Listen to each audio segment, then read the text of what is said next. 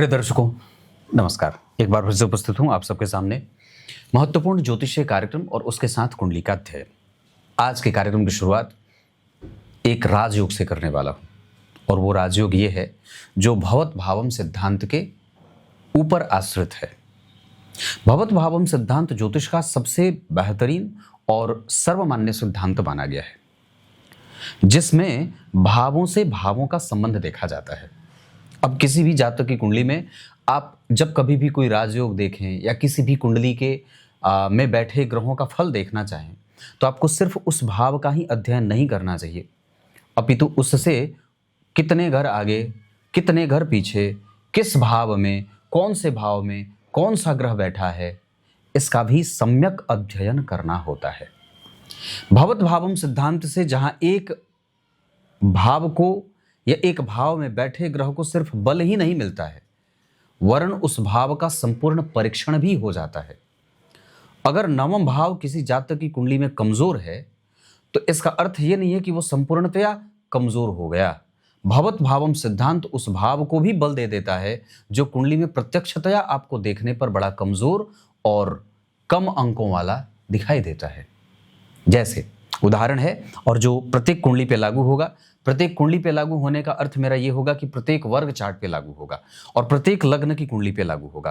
तो क्या कहते हैं आचार्य, लिखते हैं कि किसी जातक की कुंडली में लग्न से नवम भाव क्या जो भाव है, नवम भाव भाग्य भाव, और इससे जो एकादशवां भाव है, तो लग्न से नवम भाव मतलब भाग्य और उसका एकादशवां अर्थात सप्तम भाव, अगर सप्तम भाव के स्वामी एकादशवें भाव में बैठे हों और वो चंद्रमा के साथ बैठे हों, अगर सप्तम भाव के स्वामी एकादशवें भाव में चंद्रमा के साथ बैठे हों या सूर्य के साथ बैठे हों, तो उस व्यक्ति के जीवन में बहुत सारे धन योग बन जाते हैं स्वतः। और ये धन योग, इसकी पुष्टि आप नवमांश चक्र में करिए, दशमांशा चक्र में भी कर लीजिए। अगर ऐसी कोई भी बात आपकी कुंडली के वर्ग चार्ट में बने हुए हैं, बनी हुई है, तो आप निश्चित रूप से सबसे बेहतरीन धनवान बनने वाले हैं। सप्तमेश का चंद्रमा या सूर्य के साथ संबंध। और बात करिए, मैंने अपने मेन चैनल पे, जो मेरा मेन चैनल है नकुल पाराशर ज्योतिष लक्ष्य, उस पर मैंने एक सूत्र और भी बताया था, जो पाराशर जी का सिद्धांत है कि अगर जन्म कुंडली के अष्टम भाव के स्वामी चंद्रमा या सूर्य के साथ बैठे हों किसी भी भाव में, विशेषतः नवम भाव में, तो ये अपने आप में कुंडली का सबसे महान राजयोग हो जाता है। तो भगवान, अगर आपकी कुंडली में भी ऐसा कोई राजयोग बन रहा है, तो निसंदेह आप ये बात समझ जाइए कि आपकी कुंडली बड़ी विलक्षण और आप स्वयं भी बड़े विलक्षण प्रभावों वाले पुरुष या स्त्री हैं। आइए अब इनकी कुंडली का अध्ययन करते हैं और सबसे पहले जातक की कुंडली के पंचांग से आपका परिचय करा देता हूं। सामान्यतया इस कुंडली के अध्ययन से पहले मैं कुछ बेसिक चीज़ों से आपका परिचय कराऊंगा पंचांग से पहले। जैसे सूर्य, बुध और शुक्र का एक साथ दसम स्थान में बैठना, ये जहां कुछ कमजोरी तो कुछ मजबूती भी देगा। कमजोरी ये कि कई बार व्यक्ति को धन कमाने के लिए अपने जन्म स्थान से बहुत दूर रहना पड़ता है और ये फिलहाल बाहर ही रहते हैं। उसके बाद जन्म कुंडली के 12वें भाव में राहु और गुरु का बैठना व्यक्ति को अकेलेपन में लेके जाता है और कई बार व्यक्ति का दाम्पत्य उसे पूर्णतया सुख नहीं दे पाता है। ये भी एक कमजोरी वाली बात है। इस कुंडली में एक नहीं, बहुत सारे राजयोग विदेशों में सफल होते हुए देखे जाएंगे। जैसे चंद्रमा जन्म कुंडली में बैठे हैं विशाखा नक्षत्र में, ये अपने आप में एक ऐसा प्रभाव बनाएगा जो जातक को विदेश में ले जाने वाला, बाहर की कंपनी में काम करने वाला, विदेश में ही सेटल हो जाने वाला बना देता है। इसके अतिरिक्त एक और अन्य प्रकार का योग इस कुंडली में बनेगा, जिसमें अगर जन्म कुंडली में चंद्रमा आर्द्रा नक्षत्र में जन्मे हैं, मतलब लग्न आर्द्रा नक्षत्र का बना है और आर्द्रा नक्षत्र के तीसरे चरण में जातक का जन्म हुआ, ऐसा जातक बुद्धिमान, श्रेष्ठ लोगों से संपर्क में रहने वाला, हाजिर जवाब, हसोड़ प्रवृत्ति वाला, लेकिन इन सब के साथ जो सबसे मेन पॉइंट है कि व्यक्ति विदेश में रह जाने वाला या बाहर बस जाने वाला होता है। आर्द्रा नक्षत्र के तीसरे चरण में अगर आपका जन्म हुआ है तो निसंदेह आपको बाहर रहना चाहिए, बाहर बस जाना चाहिए। अब बाहर बसने का अर्थ कनाडा, भारत, अमेरिका आदि आदि नहीं। आप अपने जन्म स्थान से दूर कहीं भी जाकर के अपने जीवन या बाकी के शेष जीवन को बिता सकते हैं। एक पक्ष और भी होगा, अगर आपका जन्म आर्द्रा नक्षत्र में हुआ है तो जीवन का उत्तरार्ध बहुत ही ज्यादा सुखी और शांति से बीतने वाला होता है, जहां व्यक्ति के जीवन में कोई किचकिच नहीं होता है, आराम से उसका जीवन बीत जाता है। क्लियर है? अब यहां से मैं कुंडली के पंचांग से आपका परिचय करा देता हूं।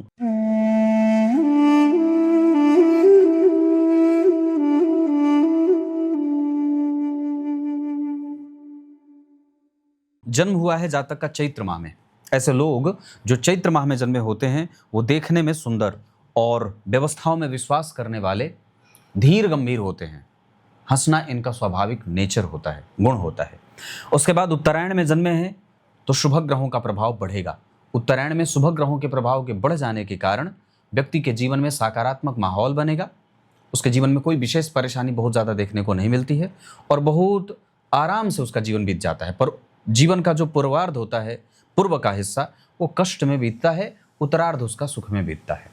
कृष्ण पक्ष की चतुर्थी तिथि दिन रविवार, वार के अधिपति जन्म कुंडली के सूर्य होते हैं जो दशम स्थान में बैठे हैं।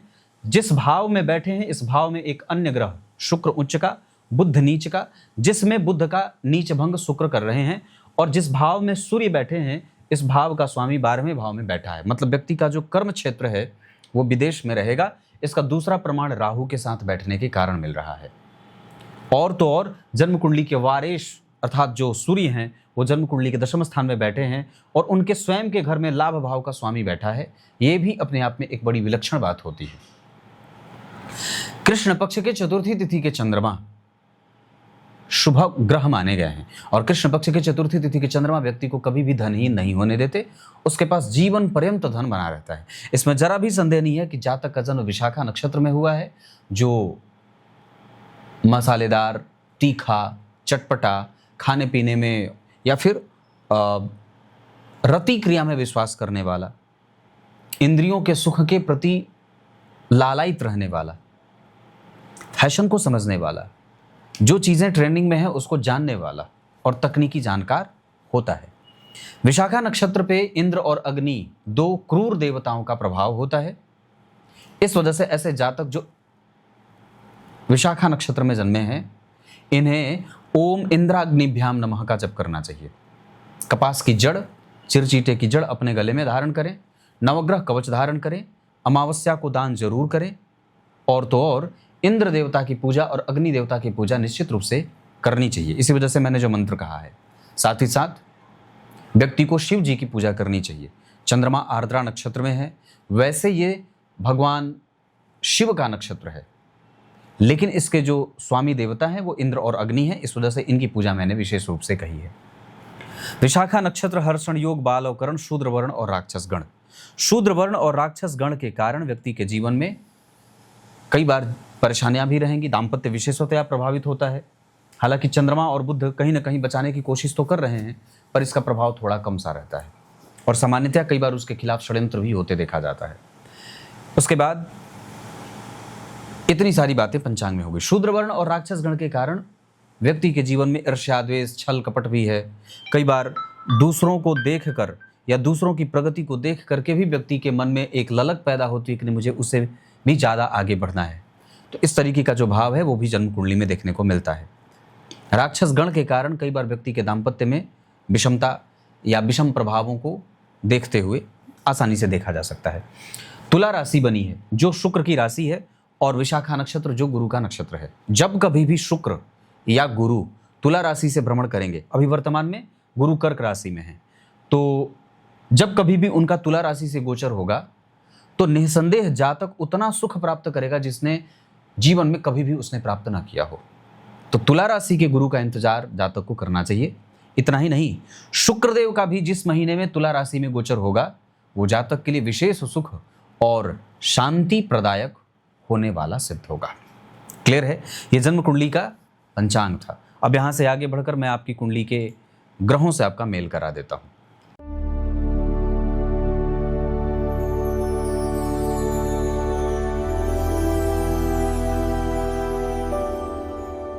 अब सबसे पहले बात करते हैं लग्न। लग्न के अधिपति का दशम स्थान में बैठना, यह लक्ष्मी योग होगा। धन के अधिपति का चतुर्थ स्थान में बैठना और उस चंद्रमा के ऊपर किसी शुभ ग्रह का कोई प्रभाव नहीं। चंद्रमा से पंचम घर में शनि बैठे हैं जो कभी कभी व्यक्ति के दाम्पत्य को मतभेदों में ले जाते हैं। उस चंद्रमा से छठवें आठवें घर में गुरु का होना व्यक्ति को जिद्दी और कई बार न समझने वाला व्यक्तित्व बना देते हैं। मतलब दूसरों की दृष्टि में लोग इसे समझ ना पाए।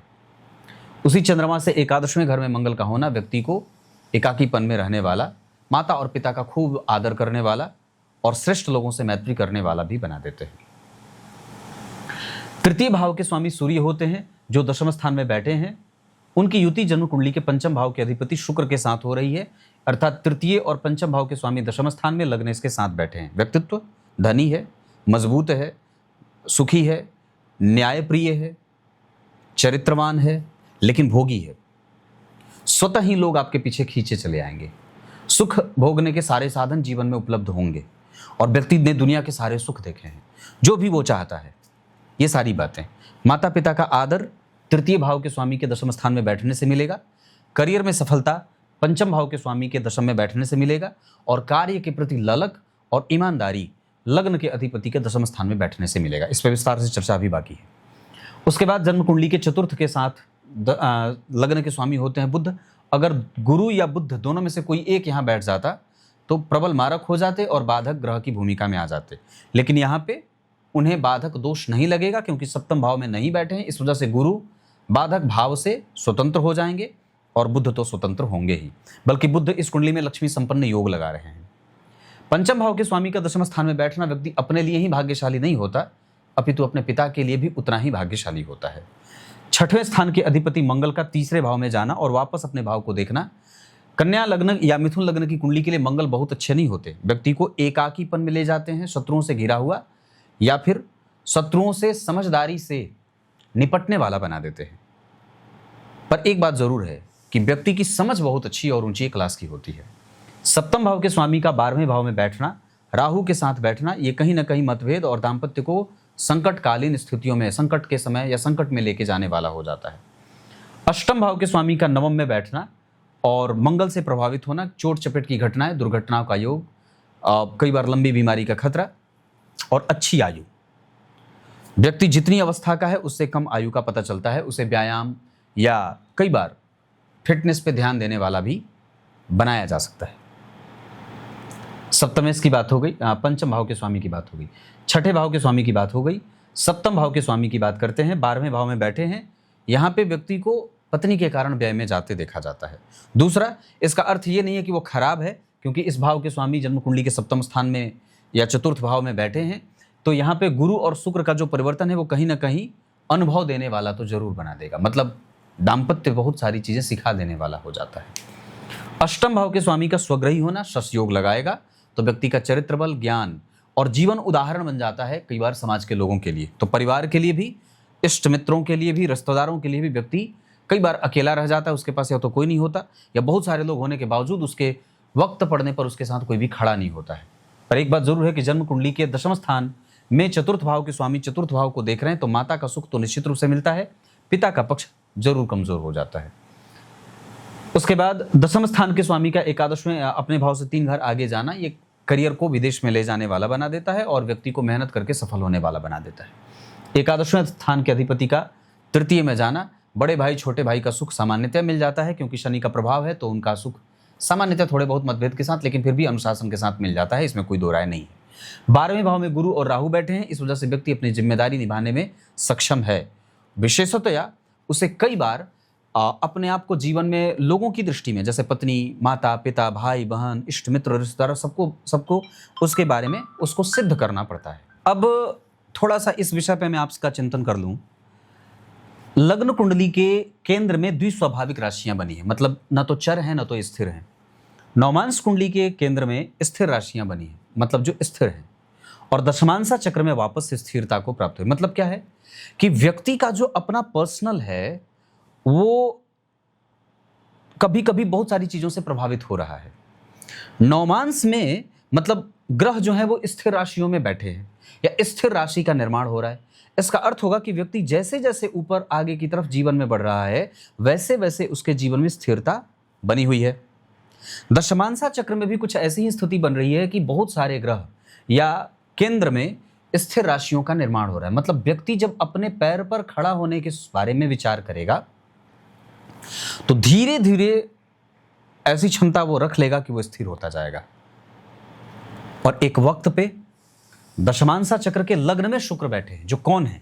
12वें भाव के स्वामी हैं। मतलब व्यक्ति का जो विकास है वो विदेश में है। दूसरा, राहु दशम स्थान में, सिंह राशि के राहु बहुत अच्छे माने जाते हैं। और विशेषतः एक बात और भी है कि दशम स्थान में राहु व्यक्ति को आक्रामक रवैया अपनाने वाला बना देते हैं। बुध और शनि बैठे हैं, यहां देखिए, यहां शुक्र और गुरु का परिवर्तन हुआ, यहां बुध और चंद्रमा का परिवर्तन हुआ, और यहां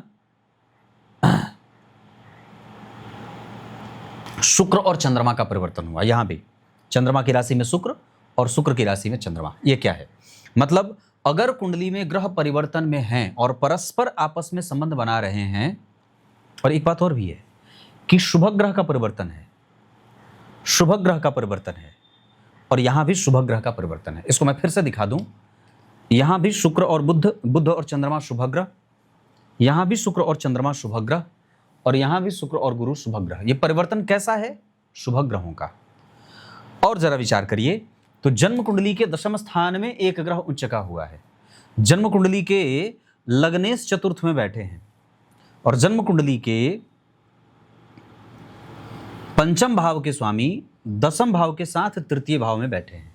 अब एक बार फिर से इत्तेफाक देखिए, जन्म कुंडली के पंचम भाव के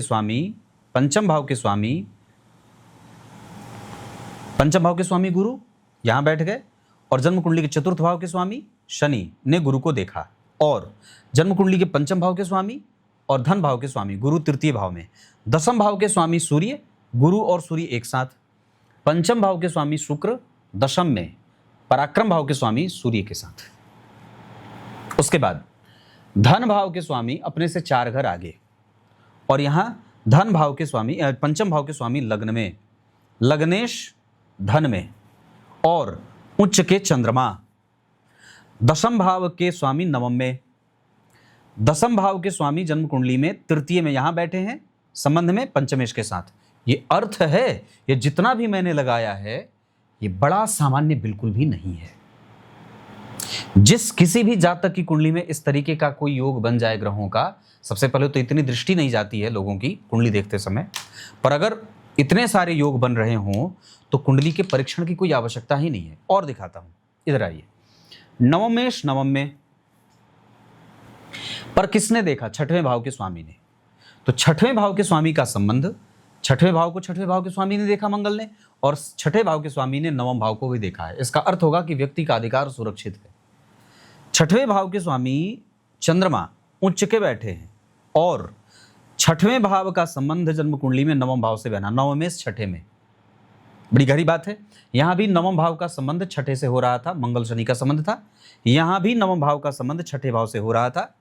इसका अर्थ, अब यहां आइए, नवम भाव के स्वामी जन्म कुंडली में परिवर्तन तो पहले कर ही रहे थे, उसके बाद 6वें भाव के स्वामी चतुर्थ में। मतलब क्या है कि व्यक्ति के जीवन में नौकरी और व्यापार दोनों से धन आए। अब उसकी मर्जी के ऊपर है कि वो किस तरीके से कहां से धन कमाना चाहता है। कुल मिलाकर के ये कुंडली 1,00,000% बहुत अच्छी बन जाएगी। इतना सारा योग जो बन गया, आप ग्रहों की अटखेलियां समझ लीजिए। फिर आपको मैंने क्या बात कही, किसी भी प्रकार से कुंडली के विश्लेषण की बात ही खत्म। ग्रह अच्छे बैठ गए, इत्मीनान से बैठे हैं, अब डिग्री पे चर्चा कर लीजिए। तो लग्न 15 अंश का बना है, जो पूर्णतया बली है, पूर्णतया बली है।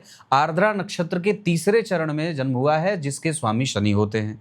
तो अब शनि और राहु का प्रभाव इस कुंडली में बहुत मजबूती से लागू होगा। और शनि कौन है? स्वग्रही। शनि कौन है? लग्नेश। शनि कौन है? चतुर्थेश, जो दशम में बैठे हैं, नवम में बैठे हैं। ये अपने आप में बहुत अच्छी बात है। नवम भाव में बैठे हैं, दशम भाव के स्वामी, चतुर्थ भाव के स्वामी, बहुत अच्छा योग बन जाता है। इस वजह से यहाँ पे ये अलग बात है कि बुध को शनिदेव थोड़ा प्रभावित करेंगे। मतलब बुध की दशा में कई बार व्यक्ति के भाग्य में थोड़े बहुत अवरोध दिखाई दे सकते हैं, पर शनि, मंगल, गुरु, सूर्य, शुक्र, राहु, चंद्रमा, मंगल, उसके बाद बुध, शनि, चंद्रमा, ये जितने ग्रह बन रहे हैं, इसमें मैंने जितने राजयोग दिखाए हैं या ग्रहों का जो प्रभाव दिखाया है वो नवमांश, अर्थात व्यक्ति के जीवन में संपूर्णतया शनि, बुध, केतु, चंद्रमा, शुक्र, मंगल, ये सारे ग्रह अच्छे होंगे। उसी तरीके से यहाँ पे भी और दशमांश में भी ये बात दिखाई दे रही है। तो लग्न का मान बहुत अच्छा बना, मतलब 15 अंश का बना, तो ग्रह सारे मजबूत होंगे और उसमें किसी भी प्रकार से कोई कंफ्लिक्ट नहीं होगा। और जब ग्रह कंफ्लिक्ट नहीं करता है तो 100% वो सुरक्षित हो जाता है, जातक के पक्ष में शुद्ध परिणाम करता है। उसके बाद लग्न के बाद अगर बात करते हैं तो सूर्य की, तो सूर्य 7 अंश पे हैं, उनकी दृष्टि चतुर्थ भाव पे बहुत अच्छी होगी। चंद्रमा 24 अंश पे, उनकी दृष्टि लाभ के लिए सुरक्षित होगी। मंगल 20 अंश पे, उनकी दृष्टि सुरक्षा करेगी छठे भाव की, सुरक्षा करेगी नवम भाव की। हालांकि वहां पे थोड़ा बहुत मतभेद होगा, लेकिन यहाँ पे और भी ज्यादा अच्छी बात हो जाएगी। बुध भी देख रहे हैं थोड़ा कम, पर बुध का प्रभाव थोड़ा कम होगा, मतलब दृष्टि का बल उनके पास कम होगा। लेकिन देवगुरु के भी दृष्टि का बल कम होगा, मतलब गुरुदेव की दृष्टि नहीं है। अच्छी बात है, क्योंकि मिथुन लग्न की कुंडली में सप्तमेश होते हैं, राहु के साथ आ गए और किसी भी तरीके से उनके ऊपर किसी शुभ ग्रह की कोई दृष्टि नहीं रही। इस वजह से यहाँ पर गुरु के पास दृष्टि नहीं है, तो अच्छा है, क्योंकि 12वें भाव में, 8वें भाव में और 6वें भाव में बैठा ग्रह कहीं ना कहीं दूषित परिणाम करता है। तो अच्छी बात है कि उनके पास दृष्टि नहीं है। शुक्रदेव के पास दृष्टि नहीं है। शुक्र इस कुंडली के 12वें भाव के स्वामी हैं और होते हैं पंचम भाव के स्वामी। विषम संख्या की राशि में नहीं है, सम संख्या की राशि में बैठे, इसका अर्थ होगा कि वो पंचमेश ज्यादा होंगे। मतलब व्यक्ति के जीवन में शुक्र की दशा यश मान पद प्रतिष्ठा देगी, और वो उनके लिए ही नहीं बल्कि पिता के लिए भी। तो शुक्र का प्रभाव भले ही दृष्टि नहीं देगा, पर पद तो व्यक्ति को दे देगा, स्वतंत्र कारोबार करने का बल तो दे ही देगा, अनुभव तो व्यक्ति के पास बहुत रहता है। जिस जगह पे जैसे बर्ताव की आवश्यकता होती है व्यक्ति वैसा कर, जहां क्रोध करना है वहां क्रोध, और जहां संयमित होकर के बात करना है वहां संयमित होकर के बात करेगा। उसके बाद शनिदेव की, तो शनि जन्म कुंडली में 16 अंश पे हैं, वो लाभ पे कमजोर देखेंगे, लेकिन चंद्रमा भी देख रहे हैं, लाभेश पर शनि की दृष्टि। इस वजह से व्यक्ति के जीवन में एग्जिस्टेंस है, वो जहां रहेगा वहां पे मजबूती से रहेगा। उसके बाद शनि की 7वीं दृष्टि मंगल पे, इसका मतलब होगा कि शनिदेव जो देख रहे हैं वो तृतीय भाव पे देख रहे हैं, तो व्यक्ति के जीवन में संघर्ष भी है। व्यक्ति का जीवन उदाहरण बनेगा, जैसे कि मैंने पूर्व में कहा था। और 10वीं दृष्टि जन्म कुंडली के 6ठे भाव पे है, जहां पहले से गुरु का प्रभाव, तो अपने जीवन में विषम परिस्थितियों के निर्माण पे व्यक्ति धैर्य को धारण करके और पूरी जिम्मेदारी से, पूरी इत्मीनान के साथ वो अपने जीवन की समस्या को समझता है और उससे पार पाता है। तो ये ग्रहों के डिग्री की बात हो गई।